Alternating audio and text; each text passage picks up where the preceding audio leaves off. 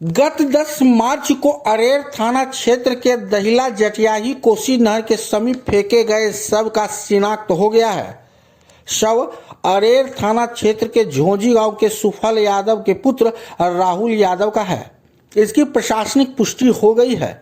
Benipatti DSP Amit Kumar ने शव की पुष्टि कर जानकारी देते हुए बताया कि शव को उसके परिजन पहचान कर ले गए हैं।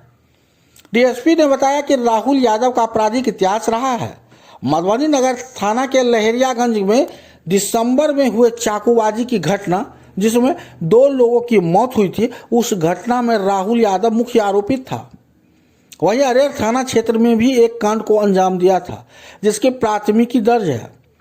आपको बता दें कि राहुल यादव गत 20 दिसंबर को लहरियागंज में 2 लोगों की हत्या चाकू से गोद कर दी थी। इस मामले में नगर थाना पुलिस राहुल यादव के गिरफ्तारी के लिए लगातार दबिश दे रही थी।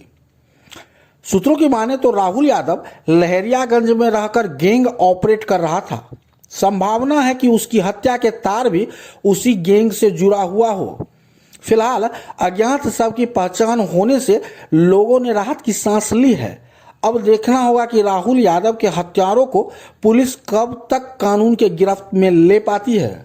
फिलहाल इस पूरे घटनाक्रम पर आप सुनिए क्या कुछ बता रहे हैं बेनीपट्टी के डीएसपी अमित कुमार।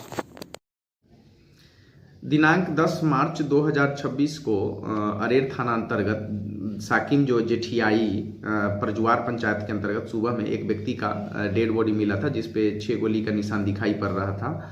तो उसको हम लोग विधिवत पोस्टमार्टम के लिए सदर अस्पताल मधुबनी भेजे थे और फिर उसकी पहचान के लिए हमारी एक टीम का गठन हुआ था और पुलिस अधीक्षक महोदय मधुबनी के निर्देशन में एक एसआईटी टीम की गठन हुई थी। उसका काम था कांड का उद्भेदन करना, व्यक्ति का शिनाख्त कराना। व्यक्ति का शिनाख्त 24 घंटे में नहीं होने के कारण हम लोग सोशल मीडिया और हम अपने सभी थाने और सीमावर्ती नेपाल के क्षेत्रों में भी इनका फोटो सर्कुलेट कराए थे ताकि इसकी पहचान की जा सके। उसके बाद इसकी पहचान कर ली गई है। इस व्यक्ति का नाम है राहुल यादव, पिता सुफल यादव, और ये जो है साकिम झोझी अरेर का रहने वाला है और इस पे आपराधिक मुकदमा दर्ज है। इनके द्वारा दिसंबर महीने में मधुबनी टाउन थाना में 2 व्यक्तियों का हत्या कर दिया गया था और इसी में ये फिरार चल रहे थे टाउन थाना क्षेत्र से।